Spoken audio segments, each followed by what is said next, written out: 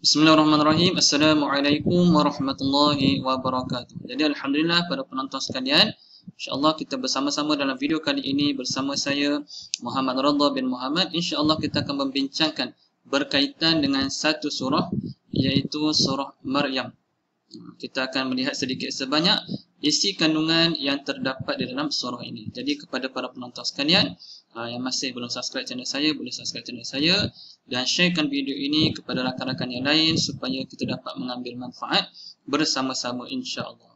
Jadi yang pertamanya tuan-tuan sekalian, surah Maryam ini terletak dalam juzuk yang ke-16. Juzuk yang ke-16, beberapa muka surat, 1, 2, 3. Muka surat yang keempat dalam juzuk yang ke-16 dan merupakan surah Makkiyah, iaitu surah yang turun sebelum hijrah Rasulullah sallallahu alaihi wasallam ke Madinah. Surah Maryam merupakan surah yang ke-19 dan mempunyai 98 ayat. Okey. Seterusnya, nama surah Maryam ini, daripada mana dapat surah Maryam ini? Kita boleh lihat perkataan Maryam dalam ayat yang ke-16 di dalam surah Maryam. Mulai ayat yang ke-16 di dalam surah ini, Allah menceritakan berkaitan dengan kisah Maryam dan anaknya Nabi Isa alaihi salam. Jadi boleh lihat pada ayat yang ke-16. Wazkur fil kitabi Maryam. Wazkur fil kitabi Maryam, yang bermaksud dan ceritakanlah wahai Muhammad kisah Maryam di dalam Al-Quran. Okey. Seterusnya, surah Maryam ini memuatkan kisah bonda Nabi Isa alaihi salam, iaitu Maryam, beserta keajaiban yang dimilikinya. Jadi kita boleh baca satu persatu terjemahan, tafsiran ulama-ulama berkaitan dengan surah Maryam ini. Dan surah Maryam ini hampir sepertiga mengandungi cerita para anbiya sebagai motivasi bagi Rasulullah dan juga para sahabat. Jadi apabila surah ini diturunkan, Rasulullah dan para sahabat boleh mengambil intipati, isi kandungan, pengajaran dan manfaat daripada surah ini, berkaitan dengan kisah-kisah Nabi yang terdahulu.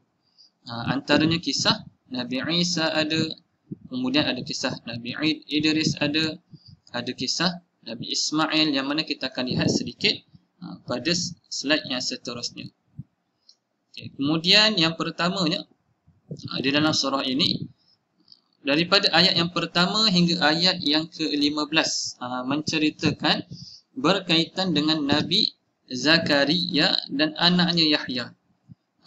Kita boleh lihat juga kisah Nabi Zakaria ini dalam surah-surah yang lain, yang mana menceritakan Nabi Zakaria menginginkan seorang anak. Nabi Zakaria mahukan seorang anak kerana untuk mewarisi apa yang Nabi Zakaria dah bawa.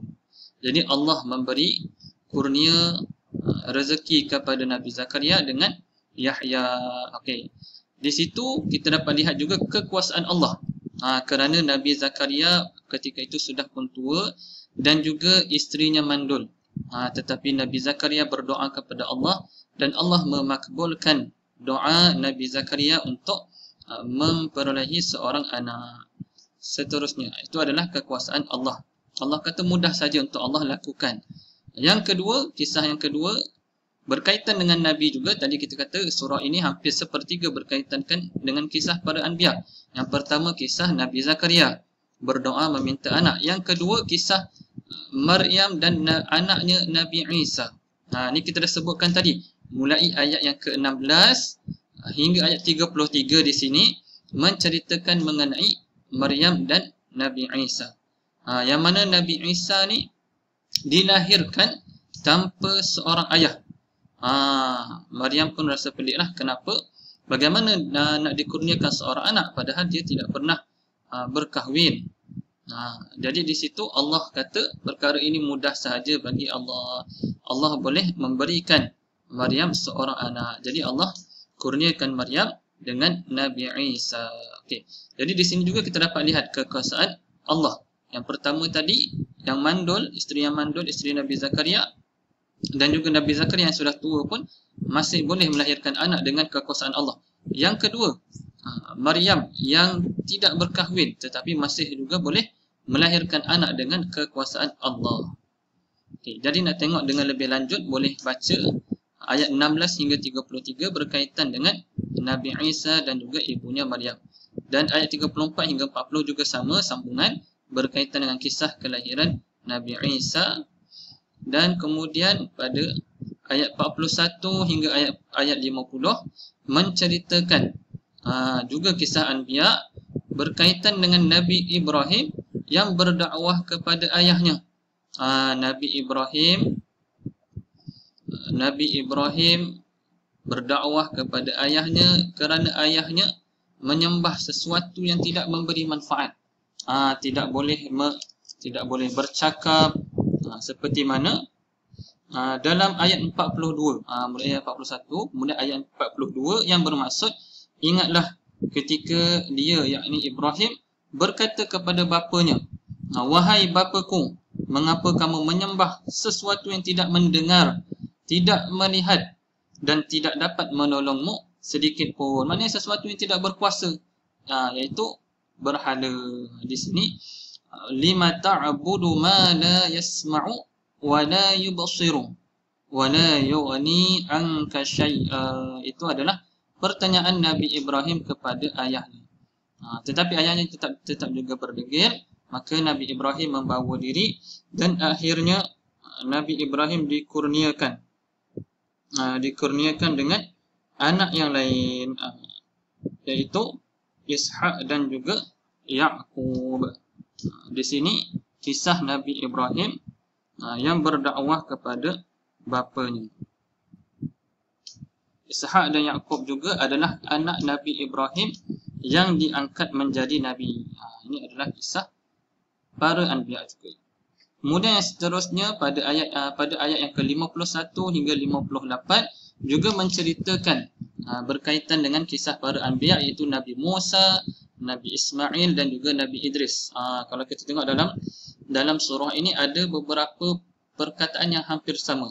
Wazkur fil kitabi Musa. Itu kisah Nabi Musa. Wazkur fil kitabi Ismail. Kisah Nabi Ismail. Wazkur fil kitabi Idris. Kisah Nabi Idris. Jadi kisah Nabi Ismail antaranya yang boleh kita ceritakan di sini, yang boleh kita kongsikan adalah Nabi Ismail menyuruh ahlinya. Dalam ayat ini menyatakan wa kana ya'muru ahlahu, menyuruh ahlinya. Sebahagian mufassirin menyatakan ahli itu maksudnya ahli keluarga Nabi Ismail, dan juga ada sebahagian yang menyatakan ahli itu maksudnya umat Nabi Ismail. Apa yang disuruh kepada ahlinya? Dalam terjemahan menyatakan, dan dia menyuruh ahlinya untuk mendirikan solat dan menunaikan zakat, dan dia adalah seorang yang diredai di sisi Tuhannya. Jadi di sini arahan Nabi Ismail kepada ahlinya yang boleh kita katakan di sini adalah menyuruh solat dan juga zakat. Bis solati waz zakah. Jadi kita juga boleh amalkan ini. Kita menjaga keluarga kita. Menjaga keluarga kita jaga solat, anak isteri kita, kemudian kita keluarkan zakat sebagai cara untuk kita menjaga institusi kekeluargaan kita. Ini adalah kisah-kisah para anbiya. Kemudian seterusnya pada ayat 59 hingga 65, sikap-sikap manusia yang terkemudian kepada Rasul. Kemudian ayat 66 hingga 87, ingatan keras kepada kaum Quraisy yang menafikan hari kebangkitan, gambaran mahsyar, sirat dan juga hari akhirat. Jadi semua ni kita boleh baca kisah-kisahnya di dalam surah Maryam. Kemudian ayat 88 hingga 95, iaitu katakanlah yang benar mengenai Nabi Isa selama berada di Habsyah. Dan yang terakhir ayat 96 hingga 98 merupakan ayat-ayat yang memberi motivasi bagi Rasulullah dan para sahabat. Sebagai penutup ayat yang ke 98 akhir sekali, iaitu kita kongsikan terjemahannya. Ayat 96, sesungguhnya orang-orang yang beriman dan beramal soleh, kelak Allah yang Maha Pemurah akan menanamkan dalam hati mereka rasa kasih sayang. Maka sesungguhnya kami memudahkan Al-Quran ini dengan bahasamu, supaya engkau memberi khabar gembira dengannya kepada orang-orang yang bertakwa, dan supaya engkau memberi amaran dengannya kepada kaum yang degil dalam kekufurannya. Dan berapa banyak telah kami binasakan umat-umat sebelum mereka. Adakah kamu, wahai Muhammad, melihat salah seorang daripada mereka, atau kamu dengar suara mereka yang samar-samar? Jadi daripada surah Maryam ini, Nabi Muhammad dan juga para sahabat dapat mengambil pengajaran, mengambil manfaat daripada kisah-kisah Nabi yang terdahulu. Juga begitu kita sebagai umat Nabi Muhammad SAW, apabila kita membaca tafsiran, apabila kita membaca terjemahan, kita tadabbur ayat, kita akan dapat pengajaran-pengajaran daripada surah-surah di dalam Al-Quran, seperti mana yang kita kongsikan dalam surah kali ini, iaitu surah Maryam. Itu banyak berkaitan dengan kisah Nabi-Nabi. Saya simpulkan di sini, iaitu Nabi Zakaria dan anaknya Yahya, Maryam dan juga anaknya Nabi Isa, kemudian Nabi Ibrahim yang berdakwah kepada ayahnya, kemudian mendapat anaknya iaitu Ishak dan juga Yaqub. Kemudian ada kisah Nabi Musa, kisah Nabi Ismail dan juga kisah Nabi Idris. Jadi keseluruhan kisah di dalam surah Maryam ini, mudah-mudahan kita dapat mengambil pengajaran dan manfaat. Setakat itu sahaja perkongsian saya dalam video ini. Wallahu a'lam. Mudah-mudahan bermanfaat. Kongsikan kepada rakan-rakan kita yang lain. Assalamualaikum warahmatullahi wabarakatuh.